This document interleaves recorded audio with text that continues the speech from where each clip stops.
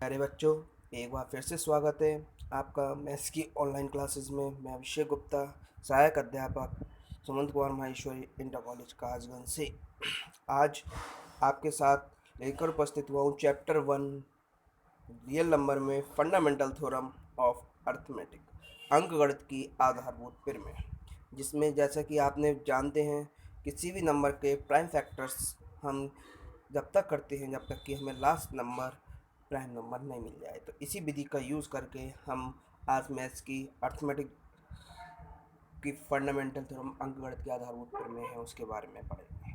तो देखिए, अंकगणित की आधारभूत प्रमेय क्या कहती है कि प्रत्येक भाज्य संख्या को अभाज्य संख्याओं के एक गुणनफल के रूप में व्यक्त किया जा सकता है और यह गुणनखंड अभाज्य गुणनखंडों के आने वाले क्रम के बिना अद्वितीय होता है। अर्थात किसी भी संख्या को हम अभाज्य गुणनखंड कर सकते हैं और इसमें P1 P2 P3 इनका कोई भी क्रम हो, लेकिन यह गुणनखंड क्या होगा, एक अद्वितीय होगा। मतलब इसके अलावा इसमें और कोई गुणनखंड नहीं होंगे। जैसे और इसके हमारे 3 अनुप्रयोग हैं। क्या कि इसको हम सबसे इसकी सहायता से हम किसी भी संख्या के अभाज्य गुणनखंड आसानी से लिख सकते हैं, उसका एचसीएफ और एलसीएम निकालने में कर सकते हैं और विभाज्यता ज्ञात करने में कर सकते हैं। तो देखिए, सबसे पहले अभाज्य गुणनखंड के रूप में कैसे लिखते हैं। जैसे आपके पास दे रखा है एक्सरसाइज 1.2 में पहला क्वेश्चन है, निम्नलिखित संख्याओं के अभाज्य गुणनफल के रूप में व्यक्त कीजिए। आधारभूत प्रमेय की सहायता से काम करेंगे। तो देखिए 140 का हमने जैसे किए, तो आप जानते हैं 140 के गुणनखंड 2 दूनी 4 पंजे 20 और 20 सत्ते 140। तो देखिए इसको लिख लिए 2 की घात 2, 5 और 7। तो देखिए इसमें इसके अलावा हम और कोई अन्य गुणनखंड नहीं लिख सकते, क्योंकि अभाज्य संख्याओं में सिर्फ आपके पास 2, 5 और 7 ही ऐसे हैं जो 140 को विभाजित करते हैं, और जिसमें 2 की घात 2 और 5 और 7 जो कि एक क्रम में लिखने पर आपको अद्वितीय रूप से इसके अलावा कोई और फॉर्म नहीं प्राप्त होगी। इसी तरीके से 156 के आपने करे 2 दूनी 4 3 12 और 12 की 13 से गुणा करेंगे तो 156। तो इस तरीके से आप किसी भी संख्या के अभाज्य गुणनखंड को गुणनफल के रूप में लिख सकते हैं। दूसरा आपका जो प्रयोग है वो है एचसीएफ व एलसीएम निकालने में। तो एचसीएफ आपका महासा होता है, महत्तम समापवर्तक। तो उसका यूज़ क्या है कि संख्याओं में प्रत्येक उभयनिष्ठ अभाज्य गुणनखंड की, जैसे आपके पास 2 संख्या होंगी तो दोनों के जो अभाज्य गुणनखंड करेंगे उसमें उभयनिष्ठ यानी 2 आपका उभयनिष्ठ होंगे गुणनखंड दोनों में, और उसमें जो सबसे छोटी घात का गुणनफल होगा वही आपका एचसीएफ कहलाएगा। वैसे ही लघुत्तम संवर्तक में क्या होगा, संबद्ध प्रत्येक अभाज्य गुणनखंड की सबसे बड़ी घात का गुणनफल, यानी जो उसमें सबसे बड़ी घात होगी वही गुणनफल उसका एलसीएम कहलाएगा। तो देखिए किस तरीके से हम निकलेंगे इस बात को समझने के लिए इसका एग्जाम्पल देखिए। एग्जाम्पल है आपके पास कि आपको प्रश्न इस प्रकार दिया जाएगा कि पूर्णांकों के निम्नलिखित युग्मों में एचसीएफ और एलसीएम ज्ञात कीजिए तथा इसकी जांच कीजिए कि 2 संख्याओं का गुणनफल एलसीएम गुणा एचसीएफ के बराबर होता है। तो देखिए हमने पहले 26 और 91 इन दोनों का एचसीएफ और एलसीएम निकालना, तो इनके गुणनखंड वृक्ष से हमने गुणनखंड कर लिए। तो देखिए 2 से काटेंगे तो कितनी बार जाएगा, 13 बार। तो 2 और 13 दोनों प्राइम अभाज्य संख्याएं आ गई। तो देखिए 26 को लिख लिया आपने 2 गुणा 13। इसी तरीके से 91 को लिख लिया आपने 7 से काटा तो 7 गुणा 13। तो 7 गुणा 13 और 2 गुणा 13, आपके पास 26 के 2 गुणनखंड और 91 के 2 गुणनखंड आपको प्राप्त हो गए। तो देखिए इनका हमें क्या निकालना है, एलसीएम। तो एलसीएम में देखिए 13 की घात 1 13 की घात 1 13 आ गया। इसके बाद 2 की घात 1 और 2 की घात यहाँ कुछ नहीं है तो 0। तो 2 की घात मैक्सिमम कितनी ली जाएगी, 2 की घात 1। और इसी तरीके से 7 की घात यहाँ पे 1 है और 7 की घात 0, तो 7 की मैक्सिमम घात 1। तो 2 की घात 1 गुणा 7 की घात 1 गुणा 13, तो आपका आ गया 182। उसी तरीके से एचसीएफ, तो देखिए दोनों में एचसीएफ 2 की घात 0 1 है, 2 की घात 0 यानी 2 की घात 0 हो गया 1। ऐसी 13 की घात 1 13 की घात 1 तो 13 आ गया, और 7 यहाँ है नहीं, 7 की घात 0 है यहाँ, और यहाँ 7 की घात 1 है। तो कितना हो गया आपके पास, 7 की मिनिमम घात 0 तो यानी 1 आप लेंगे। तो इस तरीके से आपके पास सिर्फ 13 आएगा। तो 26 और 91 का एचसीएफ आपके पास 13 आ गया। अब आपके पास आपको ये वेरीफाई भी करना था, जांच करना है कि 2 संख्याओं का गुणनफल जो है एचसीएफ एलसीएम के गुणनफल के बराबर होगा। तो एचसीएफ कितना था, एलसीएम आपका 182 था और एचसीएफ 13। तो 182 और 13 की गुणा आपने करी तो आपके पास 2366 आ गया, 2366। और संख्याओं का गुणनफल 26 गुणा 91 की गुणा भी आपकी 2366 आ गई। जैसे आपका एचसीएफ और एलसीएम का गुणनफल संख्याओं के गुणनफल के बराबर आ गया। तो इस प्रकार जब ये आपका वेरीफाई हो गया तो आपका ये इसका मतलब एचसीएफ और एलसीएम दोनों सही हैं। इसी तरीके से इसी का सेकंड पार्ट देखिए, जो आपका थर्ड पार्ट था कि आपको 336 और 54 इन दोनों का निकालना था। तो पहले गुणनखंड वृक्ष की सहायता से इनको गुणनखंड करा, 2 से करा तो 2 से काटा 168, फिर 2 से काटा 84, फिर 2 से काटा 42 और फिर 2 से काटा 21 बार और 3 से काटा आपका 7 बार। देखिए अभाज्य संख्या आ गई, तो इसके गुणनखंड हो गए आपके 2 गुणा 2 गुणा 2 गुणा 2 गुणा 3 गुणा 7, यानी 2 की घात आपके पास कितनी हो जाएगी यहाँ पे 4 और 3 की घात 1 और 7 की घात 1। इसी तरीके से 54 के करें, 2 से 27, 3 नियम 27 और 3 तियाँ 9, तो आप वो 2 गुणा 3 यानी 2 की घात 1 और 3 की घात 3। तो एलसीएम निकालने के लिए क्या करेंगे, मैक्सिमम घात। तो यहाँ पे 2 की घात कितनी है 4 और यहाँ 2 की घात है 1, तो 2 की घात 4 कॉमन आ गए यहाँ पे। यहाँ 3 की घात 1 और 3 की घात 3, तो 3 की घात 3, 7 की घात 1 और 7 की घात यहाँ कुछ नहीं तो 0, तो 7 की घात 1 ले लिया। तब फिर गुणा करिए, तो 2 गुणा 2 गुणा यहाँ आप में गुणा करेंगे तो कितना जाएगा आपका 3024। इसी तरीके से एलसीएम, एलसीएम के लिए एचसीएफ के लिए क्या करेंगे, एक्ससीएफ के लिए बोला था मिनिमम घात यानी सबसे कम घात। तो 2 की घात यहाँ पे कितनी है 4 और 2 की घात 1, तो 2 की घात 1 आपके पास आएगा। इसी तरीके 3 की घात यहाँ 1 है और 3 की घात 3 है, तो 3 की घात 1 आएगी। 7 की घात यहाँ 1 है और 7 की घात यहाँ कितनी है 0, 7 की घात 0 मतलब 1 यानी 7 नहीं आएगा। तो 2 तियाँ 6, यानी आपने कॉमन देख लिया, जो मिनिमम घात है वो आप देते गए। तो एचसीएफ आपका 6 आ गया और एलसीएम 3024। तो आपको वेरीफाई करना है, तो एचसीएफ और एलसीएम को गुणा 6 गुणा 3024 हो गया आपका 18144। इस तरीके से 336 और 54 की गुणा हुई आपके पास 18144।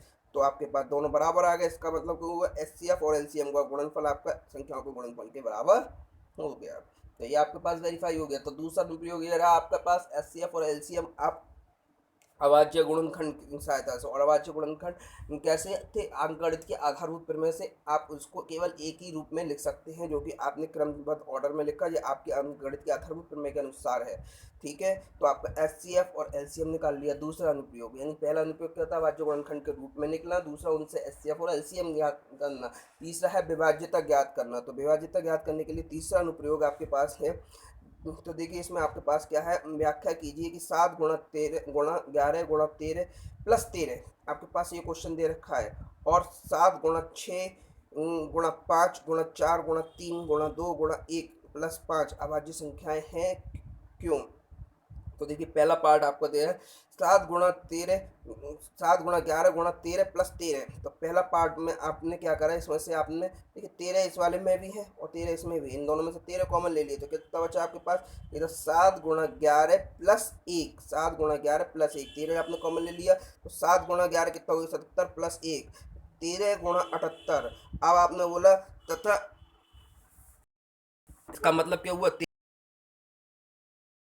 जो इस जो भी संख्या को गुणा हो गया। और हम जानते हैं कि अभाज्य संख्या वही होती हैं जिनके सिर्फ और सिर्फ दो ही गुणनखंड हो, एक एक और एक वह स्वयं। लेकिन यहाँ इन दोनों के अलावा कोई अन्य गुण है तो वह संख्या है। और यहाँ पे आपने देखा 13 इसका एक गुणनखंड है, इसलिए यह अभाज्य संख्या नहीं हो सकती। इसका मतलब 13 गुणा 78 एक अभाज्य संख्या है। इसका मतलब ये दी गई संख्या 7 गुणा 11 गुणा 13 प्लस 13 एक भाज्य संख्या है। इसी प्रकार से दूसरा एग्जाम्पल आपके पास है 7 गुणा 6 गुणा 5 गुणा 4 गुणा 3 गुणा 2 गुणा 1 प्लस 5। तो इसमें देखिए आपको ये सिद्ध करना है कि यह भाज्य संख्या है। तो इसमें देखिए, इसमें पहले पद में आपका 5 और दूसरे पद में भी 5, 5 कॉमन ले लीजिए। तो क्या हुआ आपके पास, यहाँ बच्चा 7 गुणा 6 गुणा 4 गुणा 3, 7 गुणा 6 गुणा 4 गुणा 3 गुणा 1 प्लस 1।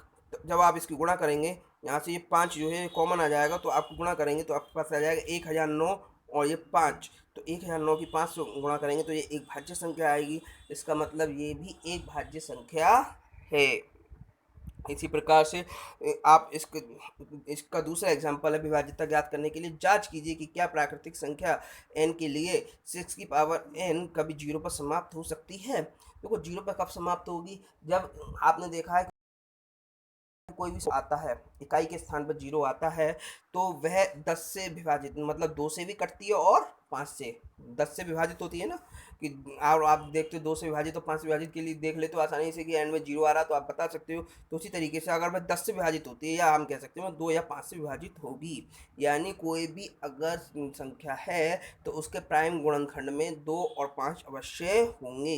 लेकिन 6 की घात n का वाज्य गुणनखंड आपने करा तो 2 गुणा 3 की घात n क्या आएगा, 2 × 3 की घात n, 6 के अभाज्य गुणनखंड में। तो आपने देखा कि 6 की घात n के अभाज्य गुणनखंड में 5 नहीं है, और जब 5 नहीं है तो इसलिए 6 की घात n 5 से विभाजित नहीं होगा। और जब 2 और 5, 2 तो है लेकिन इसमें 5 नहीं है, और 2 और 5 दोनों होंगे तभी तो विभाजित होगा 10 से, और 2 से तो विभाजित है लेकिन 5 से विभाजित नहीं है, तो इसका मतलब ये 10 से विभाजित नहीं होगा। तो इसका मतलब ये हुआ कि अंकगणित की आधारभूत प्रमेय की अद्वितीयता का मतलब क्या हुआ, इसके अलावा कोई अन्य गुणनखंड होंगे ही नहीं। जब अन्य गुणनखंड होंगे नहीं तो हम कैसे कहते हैं 5 होगा। तो यही निश्चित कराती है कि 6 की घात n के गुणनखंड में 2 और 3 के अतिरिक्त कोई अन्य अभाज्य गुणनखंड नहीं है। और याद रखिए, जब आप ये सवाल करें तो ये लाइन आपकी लिखनी बहुत जरूरी है कि किससे आपको पता लगा कि इसमें 2 और 3 के कोई अभाज्य गुणनखंड नहीं है। किससे? अंकगणित की आधार प्रमेय की अद्वितीयता, यानी इसके अंकगणित की आधारभूत प्रमेय बताती है कि किसी भी संख्याओं के जो गुणनखंड हैं वो अद्वितीय रूप में लिखे जा सकते हैं। तो इसी प्रकार हम कह सकते हैं कि किसी भी प्राकृतिक संख्या के n अंक 0 पर समाप्त नहीं हो सकती। तो इस तरीके से आपके पास इस संख्या के कितने तो आधारभूत प्रमेय के आपके पास 3 अनुप्रयोग हुए। सबसे पहला अनुप्रयोग कि हम अभाज्य गुणनखंड को अद्वितीय रूप में लिख सकते हैं। दूसरा, इससे ही हम एचसीएफ और एलसीएम निकाल सकते हैं। और तीसरा अनुप्रयोग था कि हम विभाज्यता ज्ञात कर सकते हैं। किसी भी संख्या के हम ये बता सकते हैं कि ये भाज्य है, अभाज्य और भाज्य है, तो किस किस से भाज्य है और किस किस से भाज्य नहीं है। तो ये किससे हम कर सकते हैं? सिर्फ अंकगणित की आधारभूत प्रमेय से। तो इस तरीके से आपके पास आज इस एक्सरसाइज का चैप्टर 1 का दूसरा टॉपिक खत्म होता है। इससे पहले टॉपिक में मैंने आपको पढ़ाई थी यूक्लिड की विभाजन प्रमेय का, और आज आपके पास अंकगणित के आधारभूत प्रमेय हो गई। तो इसी के लिए आज आपके पास होमवर्क देखिए, आपको प्रश्नावली 1.2 करनी है, जिसमें आपको जो बोला अभाज्य गुणनखंड के रूप में लिखिए, आसानी से लिख लेंगे। तो ये आपको सेकंड पार्ट क्या है, एचसीएफ एलसीएम निकाल के आपको वेरीफाई करना है। तीसरा, आपको 3 संख्याओं का एचसीएफ एलसीएम, तो सेम वही आप गुणनखंड करिए और सबसे मिनिमम घात कॉमन लेंगे तो आपके पास क्या आएगा, एचसीएफ, और मैक्सिमम घात कॉमन लेंगे तो आपके पास क्या आएगा, एलसीएम। तो 3 संख्याओं का आप एचसीएफ और एलसीएम निकालेंगे। और देखिए चौथा क्वेश्चन बहुत ही अच्छा क्वेश्चन दे रखा है आपको, एचसीएफ दे रखा है 306 और 657 का 9, तो एलसीएम ज्ञात करना। तो आप एलसीएम ज्ञात करने के लिए आपको जरूरी नहीं है कि आप गुणनखंड करें, क्योंकि आपको एचसीएफ दे रखा है। तो आप यही वाला फॉर्मूला जो था कि दो संख्याओं का गुणनफल जो बराबर होता है एचसीएफ गुणा एलसीएम के। तो देखो एचसीएफ और एलसीएम को गुणनफल, आप एलसीएम को मान लीजिए x, तो आपके पास क्या हो जाएगा, 9 गुणा x बराबर हो जाएगा 306 गुणा 657, और आसानी से आप x का मान निकाल सकते हैं। तो आप इसको करेंगे आसानी से। पांचवा है कि ये मैंने आपको कराई दिया, 6 की घात n शून्य पर समाप्त हो सकती है। इसी तरीके से आपको एग्जाम्पल में और दे रखा है 4 की घात n, तो 6 की घात n, 4 की घात n क्या हो जाएगा, 2 गुणा 2, यहाँ 6 की जगह 2 गुणा 3 था, तो 4 में क्या हो जाएगा, 2 गुणा 2, तो उसमें भी 2 आ रहा है, 5 नहीं आ रहा, तो वैसे ही आप इसके लिए लिख देंगे। छठा भी क्वेश्चन मैं आपको करा चुका हूँ। और 7वां क्वेश्चन है आपके पास, ये आपका वर्ड प्रॉब्लम आपको दे रखी है कि किसी खेल के मैदान के चारों एक वृत्ताकार पथ है, इस मैदान का एक चक्कर लगाने के लिए सोनिया को 18 मिनट लगते हैं, जबकि इसी मैदान का चक्कर लगाने के लिए रवि को 12 मिनट लगते हैं। मान लीजिए दोनों एक स्थान से एक साथ प्रारंभ करना चले तो कितने समय बाद वो पुनः मिलेंगे। तो देखिए कोई भी एक साथ जब चलता है, दो लोग एक साथ चले और वो दोनों पुनः एक साथ मिले, इसके लिए आपको क्या करना पड़ेगा, दोनों को मल्टीपल चाहिए है, और मल्टीपल चाहिए, कॉमन चाहिए, और लीस्ट मतलब पहले से पहला, पुनः पहली बार कब मिलेंगे, है ना। तो उसके लिए आप क्या करेंगे, इन दोनों का एलसीएम निकाल लेंगे, 18 मिनट और 12 मिनट का। तो और आप इसका जो एलसीएम होगा उतने मिनट बाद आप बता सकते हैं कि दोनों एक साथ मिलेंगे। ठीक है, तो ये गृह कार्य आप कर लेंगे। इसी आशा के साथ मैं आपको